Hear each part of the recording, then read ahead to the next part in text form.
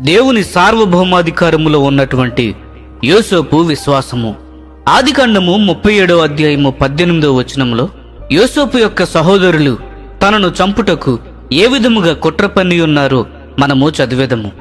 మరియు అతని సహోదరులలో ఒకరు ఆ కుట్రను ఆపి మరియు యోసేపును ఆ మార్గమున పోవుచున్న బానిస వర్తకులకు అమ్మివేయినట్లు చేయుటలో దేవుని సార్వభౌమాధికారమును చూచుచున్నాము. ఆ సమయములో ఆ బానిస వర్తకులను ఎవరు పంపియున్నారు? దేవుడే గదా. యోసేపు చంపబడబో సమయమునకు ఇష్మాయేలీయులైన బానిస వర్తకులు ఆ స్థలమునకు వచ్చినట్లు దేవుడు చేసెను.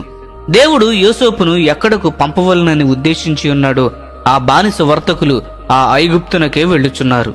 యోసేపు జీవితంలో దేవుని సార్వభౌమాధికారాన్ని ఆశ్చర్యరీతిగా మరలా చూచుచున్నాము. నీ జీవితము గురించి కూడా దేవుడు ఎవరూ మార్చలేని ప్రణాళికను మరియు ఉద్దేశమును కలిగి ఉన్నారు. కాబట్టి అసూయతో ఉన్న నీ సహోదరులు గాని మరియు బుద్ధి లేని నీ తండ్రి గాని మరి ఎవరైనా సరే దానిని మార్చజాలరు. అది మాత్రమే ఇక్కడ మనము చూచుచున్నాము.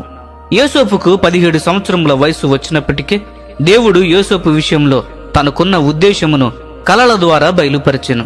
ఆ వయసులో ఉన్న అనేక మంది యవనస్తులు అపవిత్రమైన కలలు కనుచుండగా ఒక యవనస్తుడు దేవుని ఎడల సున్నితముగా ఉండి మరియు దేవుని నుండి కలలను పొందుట ఆశ్చర్యముగా ఉన్నది.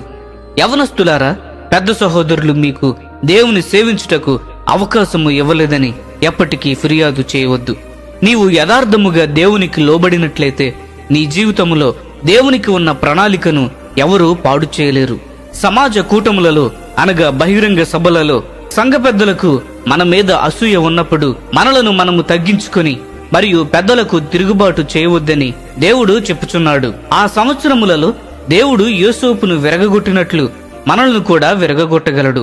కానీ అటువంటి పెద్దలలో ఎవరూ కూడా దేవునికి మన ఎడల ఉన్నటువంటి ప్రణాళికను ఆటంకపరచలేరు. అయితే సమయము ఆసన్నమైనప్పుడు దేవుడు మనకు ద్వారములు తెరిచి ఆయన ప్రణాళికను మన జీవితంలో నెరవేర్చును. కాబట్టి ఎవరికి వ్యతిరేకముగా ఫిర్యాదు చేయవద్దు.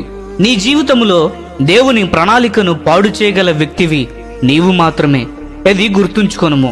దేవుడు యోసేపు సహోదరుల యొక్క అసూయను ఉపయోగించి దేవుని ప్రణాళిక చొప్పున యోసేపును ఐగుప్తునకు పంపివేయనట్లు చేసెను. ఇతరులు మనకు చేయుటకు తలపెట్టిన కీడును దేవుడు మన మేలు కొరకును మరియు ఆయన ఉద్దేశములు మనలో నెరవేరినట్లు చేయును.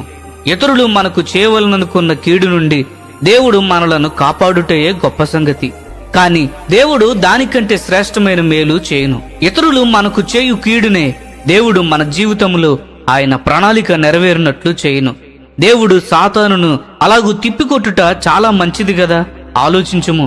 యోసేపు సహోదరులు తన మీద అసూయ పడకుండా దానికి బదులుగా మంచిగా ఉన్నట్లయితే యోసేపు ఐగుప్తునకు వెళ్లి ఉండేవాడు కాదు. యోసేపు ఐగుప్తునకు ఏ విధముగా వెళ్ళెను?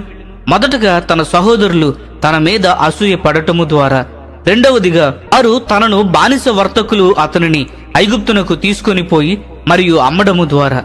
ఆ విధముగా దేవుడు యోసేపును ఐగుప్తునకు తీసుకుని వెళ్ళవాలనే ఉద్దేశము నెరవేరును. కాబట్టి మీరు దేవుని ప్రేమించిన ఎడల ఇతరులు మనకు కీడు చెరగవలనని జరిగించే కొన్ని చెడ్డ క్రియలు చివరకు మన జీవితంలో దేవుని చిత్తమును మాత్రమే నెరవేర్చును. రోమీలకు రాసిన పత్రిక 8వ అధ్యాయము 28వ వచనము గమనించండి. మీరు కొన్ని శోధనలను ఎదుర్కొనవచ్చును. యోసేపు కూడా బానిసగా కష్టకాలము అనుభవించెను. కానీ అది తన జీవితంలో దేవుని ప్రణాళికను నెరవేర్చెను. ప్రియమైనటువంటి స్నేహితులారా, యోసేపు దేవుడే నా దేవుడు కూడా. నేను పూర్ణ హృదయముతో దేవుని ప్రేమించిన ఎడల ఎంతమంది నా మీద అసూయ పడినను, ఎంతమంది నాకు కీడు చేయవలనని తలపెట్టినను వారు నా జీవితంలో దేవుని ఉద్దేశమును నెరవేర్చబడకుండానట్లు చేయలేరు అని ఒక విశ్వాసము గల వ్యక్తి చెప్పును. ఆ విధముగా అద్భుతముగా పనిచేసే దేవుని యందు నీవు విశ్వాసముంచుదువుగాక. ఈ సందేశములు మీకు ఆశీర్వాదకరముగా ఉన్నట్లయితే లైక్ చేయండి, సబ్స్క్రైబ్ చేయండి, అనేకులకు షేర్ చేయండి. మీ విలువైన అభిప్రాయములను కామెంట్ రూపంలో మాతో పంచుకొనండి.